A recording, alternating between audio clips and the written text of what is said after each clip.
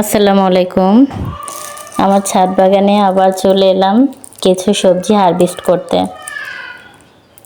তো ছাদ বাগানে এখন তেমন একটা আশা হয় না, যেহেতু সবজির পরিমাণ কমে গিয়েছে।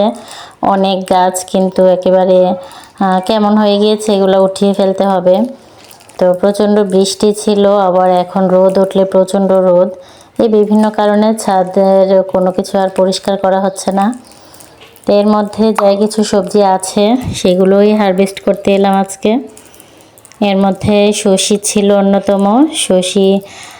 শসিগুলো ভালোই হয়েছে। আর শসি গাছে তেমন কোনো যত্ন করতে হয় না, কিন্তু ছাদে কেন জানি খুব পোকার আক্রমণ বেশি, যার কারণে যেই কোনো সবজি যদি একটু পেকিং করে না রাখি তাহলে সেটাকে কিন্তু পোকা নষ্ট করে ফেলায়। তো এখানেও একটা শসি, এটা কিন্তু পেকিং করাই ছিল, তারপরও এটা পোকা নষ্ট করে ফেলেছে। তো এটা কিন্তু হারভেস্ট করার সময় হয়নি, এটা আরও একটু বড় হওয়ার কথা ছিল, তারপরও এটা পারতে হলো, যেহেতু এটা সমস্যা আছে, নষ্ট হয়ে যাবে, এর জন্য পেরে নিলাম। তো গাছে আরও কিছু করলাও আছে, কিছু করলা বড় হয়েছে আর কিছু এখানে ছোট আছে। এটা ভেবেছিলাম বড় হয়েছে, এখন পেকিং খুলে দেখছি এটা ছোটই আছে। তো এখানে একটা করলা আছে, ওইটা আবার যথেষ্ট বড় হয়েছে, ওইটা হারভেস্ট করব। তার এখানে আরও একটা শসি কখন যে বড় হয়েছে আমি দেখি নাই। এই শসিটা পোকা আক্রমণ করছে, যার কারণে এটা খাওয়ার উপযোগী হওয়ার আগে পারতে হলো। এখানে আছে একটা চাল কুমড়া, এটাই মনে হয় লাস্ট চাল কুমড়ার, আর কোনো চাল কুমড়ার ফুল করা দেখছি না, এটাই সম্ভবত লাস্ট চাল কুমড়া হবে। সব ধরনের সবজি প্রায় শেষ পর্যায়ে আছে, গাছ কিনে উঠে ফেলতে হবে, সব গাছ উঠে আবার নতুন কোনো বীজ বপন করবো। আর এখানে একটা করলা আছে, করলাও কিন্তু এই করলাটার সাইজটা খুব ভালোই হয়েছে। এর আগেও 2-3টা পারছি, ওইগুলো ভালোই ছিল। আর এখন নতুন যে করলাগুলো, এগুলোর সাইজ ততটা সুন্দর না, আর ছোট ছোট হয়ে গেছে। মূলত করলার গাছটাও মানে কেমন হয়ে গেছে, সব উঠে ফেলতে হবে। তো আর এখানে আমাদের আছে একটা এলাচি গাছ, এলাচি গাছটা অনেকটা জায়গা নেওয়া হয়েছে, এখনও এলাচি হয় নাই, কিন্তু ভালোই লাগে গাছটা। তারপর আছে এখানে পুঁই শাক গাছ, ওই হাউজের মধ্যে অনেক পুঁই শাক আছে। তো এখানে পুঁই শাক গাছটা কিন্তু অনেক সুন্দর, একটা ড্রামের মধ্যে, পাতাগুলো এত সতেজ, তরতাজা, সবুজ, অনেক ভাল লাগে দেখতে। আর কোনো কীটনাশকও নেই যেহেতু, অনেক মজাই লাগে। আর পাতাগুলো একেবারে নরম, অনেক ডালার পাতাগুলো হয় কি শক্ত, বিশেষ করে ছাদ বাগানে যে কোনো টপে লাগানো পাতাগুলো কেমন যে একটু শক্ত টাইপের হয়। তো এটা ড্রামের মধ্যে মনে হয় পর্যাপ্ত মাটি আছে বিধায় এই পাতাগুলো অনেক নরম সতেজ, অনেকটাই যেন নিচে যে পুঁই গাছটা লাগালে যেমন নরম হয় ঠিক সেরকম এই পাতাগুলা। তো এখান থেকে আমি যে পাতা তুলতেছিলাম, মানে তুলতেই ইচ্ছা করতেছিল, এত সুন্দর এক একটা পাতা।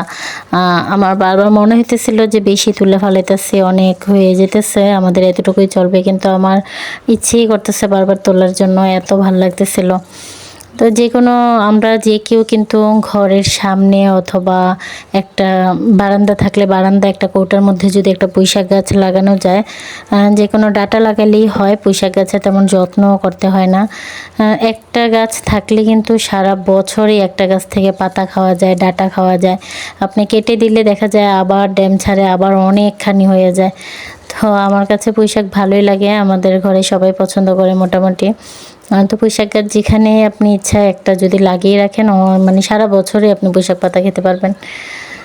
তো আমার এই পুঁই শাক গাছটা অনেক ভালো লাগে, হাউজের মধ্যে অনেকগুলো আছে, এখনও আছে, আবার ছিল আরও বেশি, আমি অনেককে দিয়ে দিচ্ছি, যার কারণে ওইখানে তেমন নাই। এখানের পাতাগুলো অনেক নরম, অনেক ভালো লাগে আমার কাছে।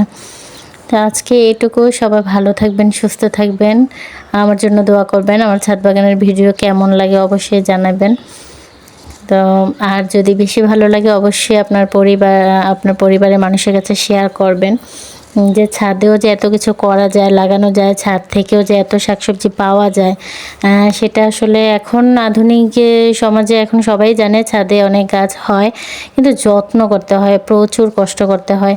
নিচে যে কোনো গাছ লাগানোর পর কিন্তু এতটা যত্ন না করলেও হয়, কারণ একটু বৃষ্টি হলে কিন্তু নিচে পর্যাপ্ত পানি থাকে, সেই পর্যাপ্ত পানি কিন্তু গাছ শোষণ করতে পারে। কিন্তু আমাদের ছাদে 1-2 দিন, মনে করেন একটা না এক সপ্তাহ বৃষ্টি হলো, কিন্তু আবার 2-3 দিন ধরে এত এত রোদ, মানে টানা রোদ, প্রচণ্ড রোদ, তখন কিন্তু গাছের গোড়া মাটি সব শুকিয়ে যায়। তো প্রচুর পরিমাণে পানি দিতে হয়। তো এর জন্য ছাদ বাগান করাটা খুবই কষ্টদায়ক। তো ছাদে যারা ছাদ বাগান করে তারাই বোঝে ছাদ বাগান করাটা কতটা কষ্টদায়ক। সেই কষ্টের ফল যদি এরকম হয়, মানে অল্প পরিমাণও যদি হয়, সেটা কতটা তৃপ্তি, এটা মনে হয় যারা টুকটাক গাছ লাগায় তারাই বুঝবে। এখানে অল্প পরিমাণে শাকসবজি, তারপর এটার মধ্যে অনেকটা তৃপ্তি। আজকে এ পর্যন্ত। সবাই ভালো থাকবেন, সুস্থ থাকবেন। আল্লাহ হাফেজ।